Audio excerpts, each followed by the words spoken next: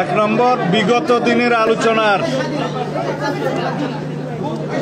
ধারাবাহিকতায় আজকে ৭০ অনুচ্ছেদ অনুসারে আমাদের একটা সিদ্ধান্ত হয়েছে।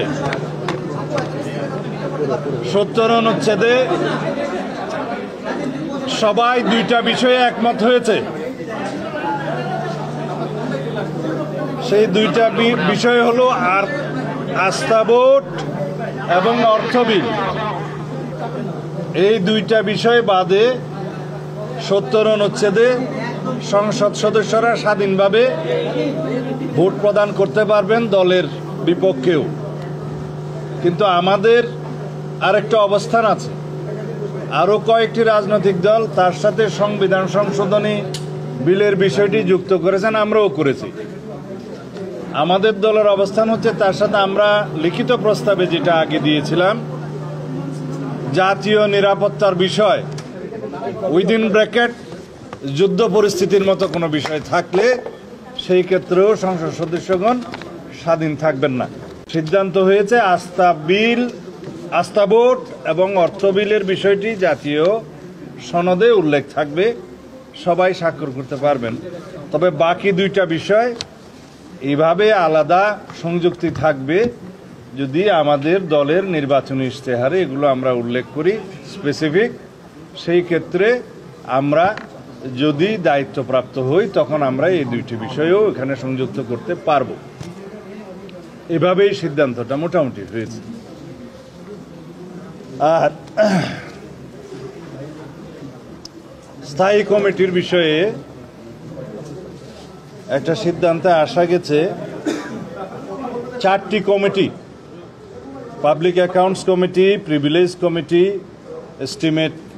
Estimation committee, public undertaking committee সহ, এই 4টা সহ অন্যান্য কিছু জনগুরুত্বপূর্ণ বিষয় সংক্রান্ত স্থায়ী কমিটিগুলোর সভাপতির পদ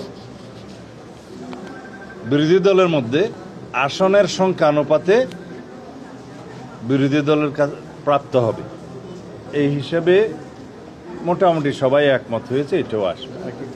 আর এখন আলোচনা চলছে নারী আসনের বিষয়ে, এখনো সেটা সমাপ্ত হয়নি। তবে 100 আসন সংরক্ষিত রাখার বিষয়ে সবাই মোটামুটি একমত। এটা নির্বাচন পদ্ধতি কি হবে সেটা নিয়ে বিতর্ক হচ্ছে, আপনারা পরে জানতে পারবেন। সংসদীয় স্থায়ী কমিটি আবার বলতে হবে।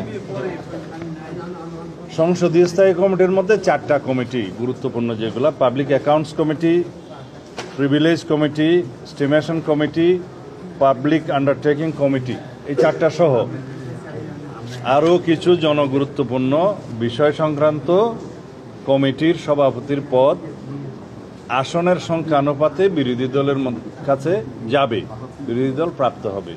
সেটা বিরোধী দলের সদস্য সংখ্যা কত হলো বা সম্মিলিতভাবে ট্রেজারি বেঞ্চের বাইরে কতজন থাকলো, তাদের মধ্যে কয়টা সভাপতির পদ কারা পাবে সেটা পরে নির্ধারিত হবে।